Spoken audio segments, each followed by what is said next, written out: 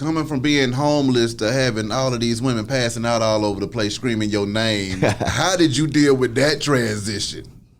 That part was weird. Yeah. No, I literally saw, we was in North Carolina. And somebody had it on video. I don't know where the video is now, but so there's this girl, she kept coming down to the front and she's blowing kisses. I was singing. So I blew one back to her finally, and she just passed out, like straight flat out.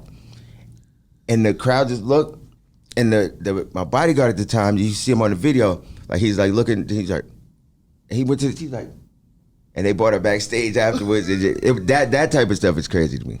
I mean, fan experiences, man. I mean, when you talk to people and they talk about how your music touched them and changed them and stuff like that, how does that make you feel on the inside, knowing the point that you was at when you was creating that music and seeing the outcome at it at the same time? It's humbling. Yeah. A lot of times I have a hard time accepting like stuff like that because I know how I look at people. Like when I met Stevie Wonder, like, so for somebody to look at me, you know, it's hard for me to make that connection. But I appreciate it because, you know, I try to make music from my heart and I want people to enjoy it. Like I said, I want people to enjoy it when they're young, when they're old, and put your kids onto it and all that type of thing. As a man that grew up jamming and listening to Stevie, what was that like when you came across Stevie Wonder in this thing? Oh, I made a bitch out myself. So I ain't gonna lie.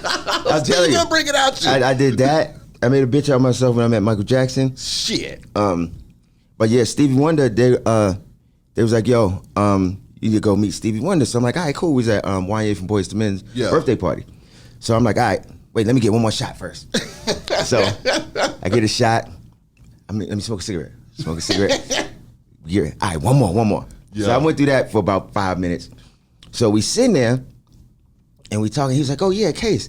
Yeah, we heard your song in the car. And he starts singing Happily Ever After. Ooh. So now we sitting there like they take the picture and we talking. And you know, I get to a point where the conversation is over and I'm like, yo, let his hand go. Because we were still from the picture. But in my head, I'm like, yo, let his hand go. And then I was like, I can't. And then I'm like just sitting there, like, yo, let this nigga's hand go, yo.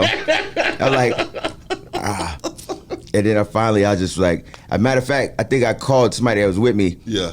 I was like, yo, I gotta go. He was like, and then I just left. But I was stuck. I went home. Yeah. I got home like 3 a.m. So I had all my Stevie Wonder records out on the bed, and I had it blasting in the house. I'm calling everybody I could think of. I blew my mom's phone up. Now I wasn't thinking. Till the next morning, she called cursing me out. She's like, I thought something happened. Because she's like, you blowing my phone up at 4 a.m. I'm like, oh yeah, my bad. My God. Yeah, I couldn't let his hand go. But Stevie talking about Happily Ever After, which was another one of those songs that is getting played at every wedding. From that point it was made until today. What was that like when Stevie told you that you had one of them Stevie records? Oh, it was over. That's what I'm saying. I was stuck. And he started singing. I was like, yo, he's singing my song, yo. I'm like, that was just crazy for me. Michael Jackson, MJ. Now, you know, don't nobody get a chance to That was meet my Michael. imaginary friend when I was a kid. It's like literally. When I was a kid, Michael Jackson was my imaginary friend. When you pulled up on Michael, what was that experience like, man? That was embarrassing. That was embarrassing. Because he was in a hotel suite, and so some people there that I knew that knew him. So we there. So he's like talking, shaking my hand, whatever. He's like, nice meeting you, blah blah blah, and nothing wouldn't come out. So I'm just sitting there, and then he went finished what he was doing, and I'm just standing in the corner. I'm like, and then I just left. And then as soon as I left, everything that I wanted to say just started coming out of but I couldn't say nothing. Like that was stuck. When you saw Michael, did he seem like everything you thought he was going to be when you saw him, or did he have that aura that was so damn strong that it caused you to shut down? Yo, he didn't even walk over to me. Like he floated. Like, I swear to God, like he just went like that and then he just floated over there.